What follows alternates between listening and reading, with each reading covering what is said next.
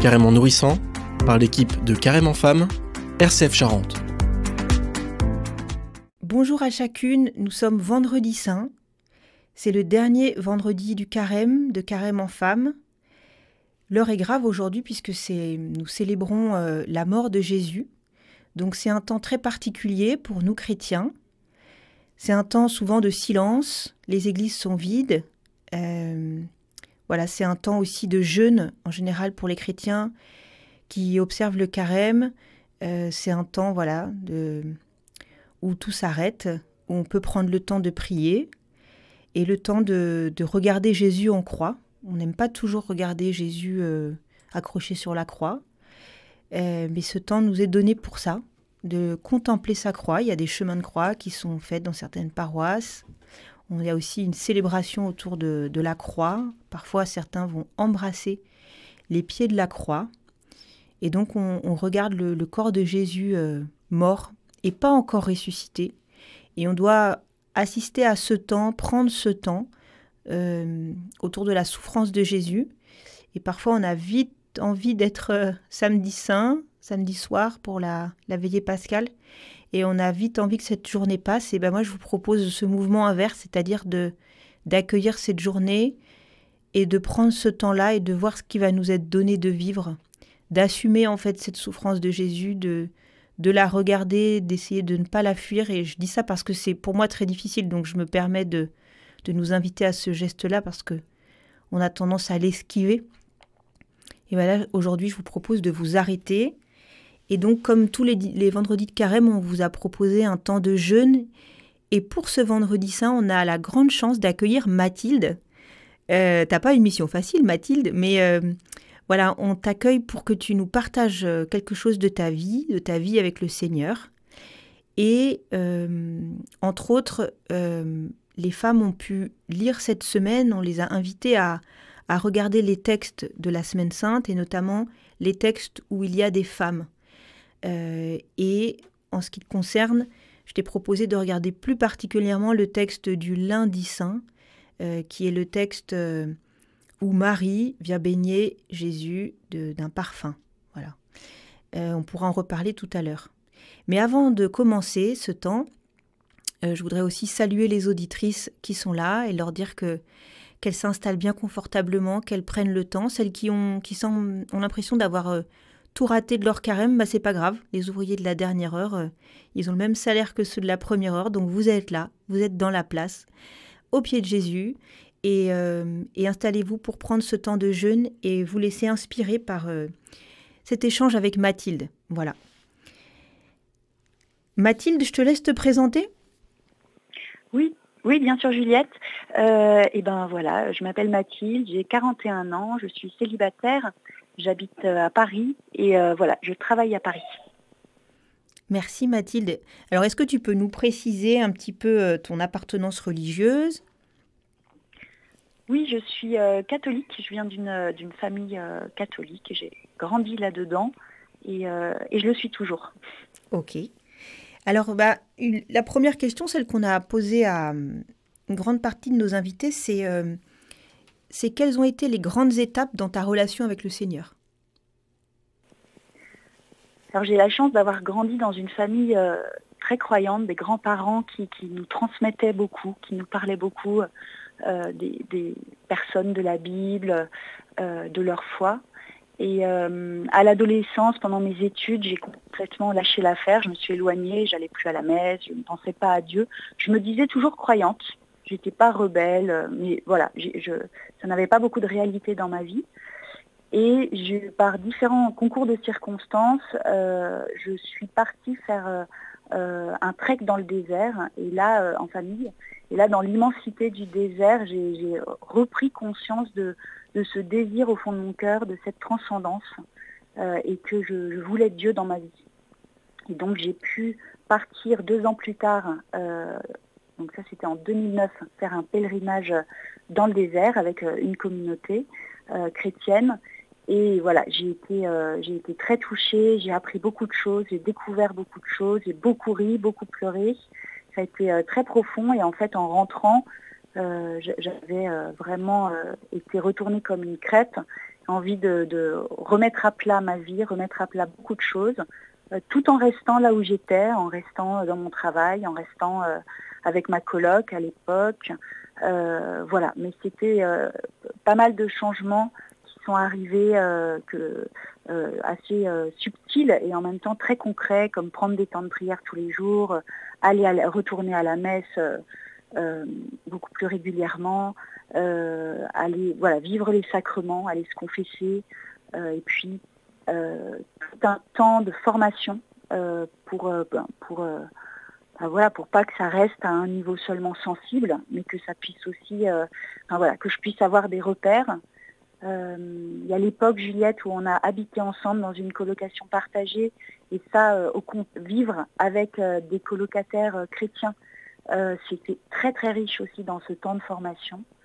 Et puis après des étapes qui ont été très très riches, très intenses, très sensibles, je dirais que ma relation avec ma foi, avec le Seigneur, s'est adoucie, est devenue plus intérieure, plus dans l'accueil que dans la recherche, de plutôt vouloir accueillir ce que Dieu voulait me donner, ce qu'il veut me donner chaque jour, plutôt que être dans une quête très très intense. Voilà. Merci Mathilde. J'ai envie de revenir sur le premier temps dont tu parles du désert parce qu'il rejoint plusieurs des femmes avec lesquelles on a échangé dans des podcasts du vendredi de Carême. Et du coup, est-ce que tu pourrais nous dire un petit peu qu'est-ce qui s'est passé dans le désert concrètement? Est-ce que tu saurais nous décrire un petit peu ce qui s'est passé pour toi?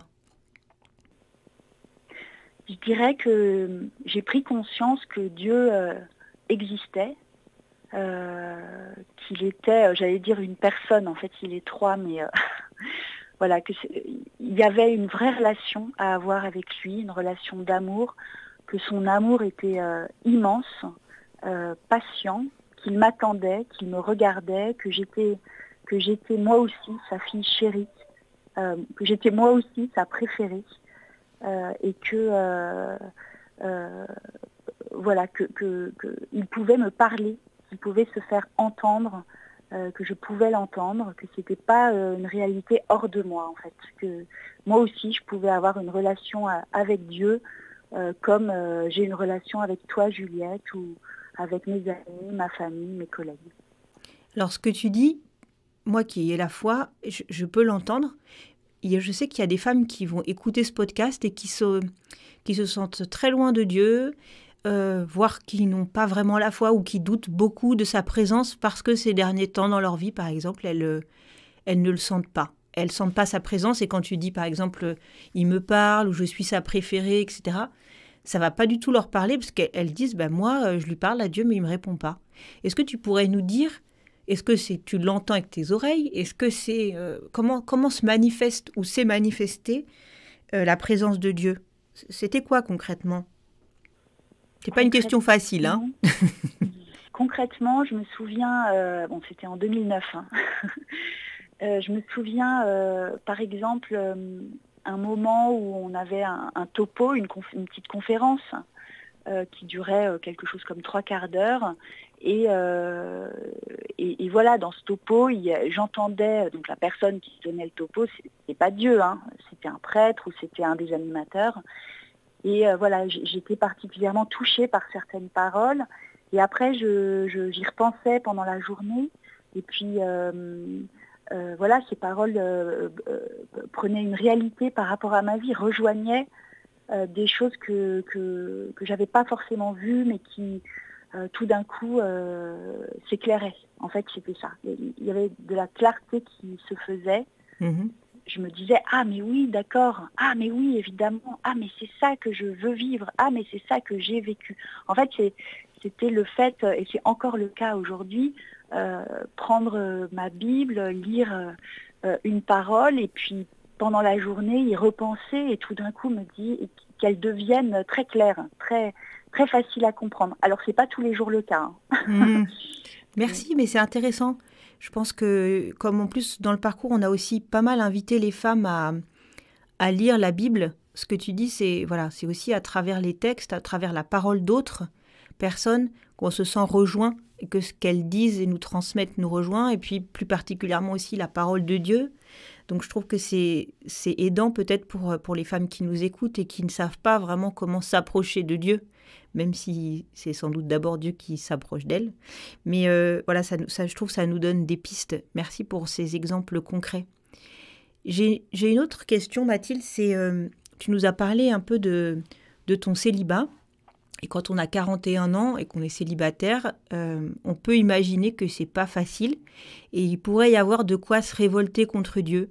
Et je te pose cette question parce que, encore une fois, il y a des femmes qui nous écoutent qui ont 1000 raisons de se révolter contre Dieu, soit par une séparation violente, soit par la perte d'un être cher ou une maladie qui les assomme, des conflits familiaux, relationnels ou professionnels, un patron qui les a malmenés. Il y a 1000 raisons d'avoir l'impression qu'on est toujours la victime, etc. Donc il y a 1000 raisons parfois d'en vouloir à Dieu. Toi, tu t'es comment par rapport à ça ? Il y a des moments où je suis fâchée, où j'ai un sentiment d'injustice très fort, de colère, de révolte. Ça, c'est sûr, il y a des moments comme ça. Il y a eu beaucoup de moments comme ça, maintenant un peu moins, mais voilà, je pense que c'est un célibat non choisi. Moi, j'ai un grand désir de rencontrer quelqu'un, donc voilà, il y a ces moments-là, mais surtout, je crois que il y a surtout que j'ai une grande, grande confiance en Dieu, que je sais qu'il me veut heureuse, profondément, que lui sait le chemin par lequel il me mène, les ravins qu'il me fait traverser. Et même si c'est pas facile, même si c'est pas la vie que j'avais imaginée, la vie que j'aurais choisie, je pense que Dieu m'accompagne dans cette vie-là, que c'est quand même un chemin de bonheur. Peut-être qu'un jour il y aura quelqu'un, peut-être pas. Mais en tout cas, chaque jour, comment est-ce que je peux vivre cette journée en proximité avec Dieu, dans la confiance, dans l'amour, dans la tendresse. Je crois que quand je vois, quand j'imagine toutes les années qui me restent à vivre, c'est là que le sentiment de colère ou de tristesse ou d'inquiétude va arriver. Quand je regarde à l'échelle de la journée, j'ai confiance. Une journée pour aimer, c'est bien, ça va, c'est faisable en fait. Et j'ai pas besoin de me mettre en colère. Une journée, ça va. Merci Mathilde. Et c'est une journée pour aimer, je pense que ça vaut pour tout le monde, plus ou moins éprouvé ou pas. Je pense que c'est un bon cap. Et ce que je voulais te demander, c'est cette confiance dans la tendresse du Père, elle te vient d'où ? Je saurais pas très bien répondre. Je pense qu'elle a grandi au fil de toutes ces années. Je pense que c'est ça que j'ai découvert en fait dans ce pèlerinage au désert, même si je l'ai peut-être pas qualifié comme ça dès le départ. Je pense que j'ai des parents extrêmement aimants qui m'ont montré des beaux modèles aussi de ce que ça pouvait être l'amour d'un père, l'amour d'une mère. Donc je pense que j'ai de la chance pour ça parce que je peux m'appuyer sur cet exemple humain. Voilà, mais je ne sais pas d'où vient cette tendresse, mais en tout cas c'est un beau cadeau. Je rends grâce pour ça parce que c'est là-dessus que je m'appuie. Merci Mathilde. Et j'ai encore une autre question, c'est comment dans ton quotidien tu entretiens cette relation avec Dieu aujourd'hui ? Je dirais que ça passe par prendre des temps de prière. J'entends tout le temps ça dans des topos, dans des conférences. Si tu dis que quelqu'un est ton ami et si tu prends pas du temps avec lui, l'amitié a plus beaucoup de réalité. C'est le fait de se parler, de vivre des choses ensemble qui fait que cette amitié est réelle et concrète et me remplit de joie en fait.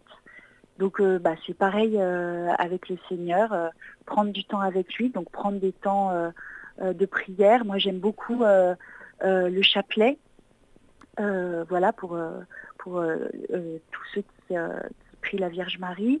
J'aime beaucoup prier aussi avec les textes du jour, donc l'évangile du jour. J'aime bien aussi prier les laudes. Je les ai sur une appli là sur mon téléphone. Et je trouve que les psaumes, c'est tellement beau pour balayer toute la palette des émotions, notamment les miennes qui parfois s'expriment pas ou un peu de travers. Donc les psaumes, ça m'aide à rejoindre aussi Dieu par la prière. Oui. Et la vie sacramentelle, évidemment, la confession, la messe. Voilà, ça c'est vraiment les piliers avec, avec la prière. La prière, c'est le quotidien, et puis la vie sacramentelle, ce sont des rythmes aussi bien solides qui m'aident à poser des jalons, en fait, à me nourrir. Merci Mathilde. Je me sens te demander une question un peu intime, tu as le droit de ne pas répondre, mais tu parles de la confession. On a invité les femmes, je ne sais plus si il y a 1 ou 2 semaines, à prendre un temps de confession, en tout cas pour celles qui sont dans le rite catholique, puisque chez les protestantes, ça n'est pas, comment dirais-je, de liturgie autour de la réconciliation, en tout cas pas à ma connaissance. Certains vont voir le leader de leur église pour parler et évoquer éventuellement leurs difficultés ou leurs péchés. Mais ce n'est pas une pratique qui est toujours faite. En tout cas, c'est ce que je sais. Peut-être que je dis une bêtise. Mais toi, tu évoques le sacrement de confession comme important pour toi. Est-ce que tu pourrais nous partager une anecdote ou je sais pas, quelque chose autour de ce sacrement que tu sembles pratiquer et qui t'apporte, voilà. J'aime beaucoup la confession. Évidemment, j'ai beaucoup de combats pour y aller, mais j'aime beaucoup. Pour moi, la plus belle image qu'on m'ait offerte, c'est de me dire la confession, c'est comme un petit enfant qui court dans les bras de son père, qui court et se jette dans les bras de son père en disant « Pardon, je t'aime ». Donc moi, je vais à la confession comme ça. Je rencontre un prêtre, soit que je connais, parfois c'était des bons amis, parfois que je ne connais pas, parfois qui parlent une autre langue, comme un enfant qui va se jeter dans les bras de son père. Et je crois que le prêtre qui m'écoute à ce moment-là est vraiment apporte en tout cas une présence. Je ne sais pas si c'est très dans le dogme de dire ça, mais en tout cas je crois que Dieu est là pendant ce moment-là. Je ne dis pas que le prêtre est Dieu, hein, mais je crois que Dieu est là à ce moment-là. Et je viens déposer vraiment d'abord des actions de grâce. Moi, je dis merci pendant la confession. Merci parce que ça, c'était difficile, et merci Seigneur parce que tu m'as aidé à le faire. Et puis, je dis aussi pardon. Pardon parce que j'ai dit ça à un tel. Alors, je donne les noms, je donne les prénoms pour rendre les choses très concrètes. Et voilà. Et il y a une autre image qu'on m'avait donnée aussi que j'aimais beaucoup. La confession, c'est comme des essuie-glaces. Donc, tu arrives avec un pare-brise qui est dégoûtant. Donc, l'essuie-glace passe, t'envoies un petit peu de liquide pour que ça se lave mieux. Et puis, 2 jours après, ta boîte avoir lavé, tu vois bien un peu mieux. Il y a des moucherons qui sont restés coincés. Donc, tu renvoies un petit peu de liquide et un peu d'essuie-glace. Et en fait, ça, pour moi, c'est une belle image qui dit que la confession me lave. Vraiment, j'ai un sentiment de repartir propre. Et de peut-être parfois aussi à la confession suivante de voir des choses plus fines que je n'avais pas vues avant, de pouvoir les apporter. Merci Mathilde pour ce partage. J'ai envie de terminer, enfin il y a 2 choses avec lesquelles on pourrait terminer, c'est peut-être si tu peux nous dire un petit peu, je t'avais parlé de ce texte du lundi saint, que je sais que tu as pris un petit peu de temps pour le regarder, c'est le texte du coup de Marie, qui vient laver les pieds de Jésus avec un parfum, essuyer ses cheveux. Enfin, elle essuie avec ses cheveux. Elle répand le parfum sur les pieds de Jésus et la maison fut remplie de l'odeur de parfum. Et Judas se met un peu en colère et il se demande pourquoi on n'a pas vendu ce parfum, tout cet argent qui est parti en fumée sur les pieds de Jésus. Et Jésus lui dit « Laisse-la observer cet usage. Des pauvres, vous en aurez toujours avec moi, mais moi, vous ne m'aurez pas toujours avec vous. » C'est un texte qui est très puissant, qui se trouve être aussi dans les 4 évangiles. Et voilà, je voulais te demander, toi, ce qui t'avait touché dans ce texte. Je suis très touchée par la tendresse dont fait preuve Marie. J'ai été lire aussi ce texte dans d'autres évangiles. On l'a décrit, je crois que c'est Saint Luc qui l'a décrit comme assise au pied de Jésus en pleurant derrière sa chaise. Et je trouvais que c'était très précis et que j'arrivais à bien la voir comme ça et à me mettre à sa place, à elle. Donc je suis très touchée par cet amour, par cette tendresse dont elle fait preuve. Je suis touchée aussi parce que Jésus, on l'appelle le Verbe, on est beaucoup dans la parole, et pour moi c'est quelque chose de très intellectuel, et j'aime bien l'intellectuel, donc ça me convient. Et là, dans ce texte, on parle du corps de Jésus, de ses pieds, d'un parfum qui sent bon, donc on est sur le toucher, on est sur l'odorat. C'est très fort, et ça m'interpelle sur, et moi, quand est-ce que je prends du temps pour honorer le corps de Jésus, pour lui montrer ma tendresse? Est-ce que je prends quelque chose de très coûteux pour le lui offrir? Est-ce que je prends du temps pour lui, pour venir me mettre à ses pieds, pour venir tout déposer et voilà, je trouve que la dimension du corps est très très présente dans ce texte, et ça fait beaucoup de bien de remettre le corps. Ça me renvoie aussi du coup à l'Eucharistie, le corps du Christ. Est-ce que quand je me présente à la communion, je sens cet amour, cette tendresse pour recevoir le corps de Jésus qu'a Marie justement avec le parfum. Merci Mathilde. Je trouve que c'est intéressant ce que tu dis parce que ça reboucle avec l'introduction que j'ai faite sur le corps de Jésus. Le corps de Jésus mort aujourd'hui, vendredi saint. Et quand j'ai lu un extrait du texte d'aujourd'hui, j'ai involontairement ou volontairement, je ne sais pas, enlevé une phrase et donc je la relis. « Laisse-la observer cet usage en vue du jour de mon ensevelissement. Des pauvres, vous en aurez toujours avec moi, mais moi, vous ne m'aurez pas toujours. » Je trouve que cette phrase, elle est vraiment intéressante pour notre vendredi saint, pour justement prendre du temps devant Jésus qui est mort. Et ton invitation à réfléchir à ce rapport qu'on a à Jésus, à son corps, à travers l'Eucharistie ou à travers juste son histoire et la mémoire de son histoire, et puis sa présence aujourd'hui. Voilà, on rentre dans un mystère un peu particulier. Merci Mathilde. Est-ce que je t'avais demandé si tu avais un texte ou quelque chose qui avec lequel que tu voulais nous partager, un texte que tu aimes bien, soit de la Bible, soit un texte spirituel. Est-ce que tu as trouvé quelque chose? Oui, c'est un texte qui apparaît en notification tous les mercredis matins par mon téléphone. Donc c'est quelques versets que j'aime beaucoup et qui m'aident à avancer. Donc je crois que c'est dans Saint Jacques. Frères, en attendant la venue du Seigneur, prenez patience. Voyez le cultivateur. Il attend les fruits précieux de la terre avec patience, jusqu'à ce qu'il ait fait la récolte précoce et la récolte tardive. Merci. Merci Mathilde. On va terminer le podcast. Merci d'avoir accepté d'échanger sur ce thème intime. Merci de ton partage. Et à toutes celles qui passent ce vendredi saint dans un temps de jeûne, je vous souhaite plein de courage. Et on attend avec impatience la résurrection de Jésus. Et on prend le temps aujourd'hui de s'arrêter au pied de sa croix.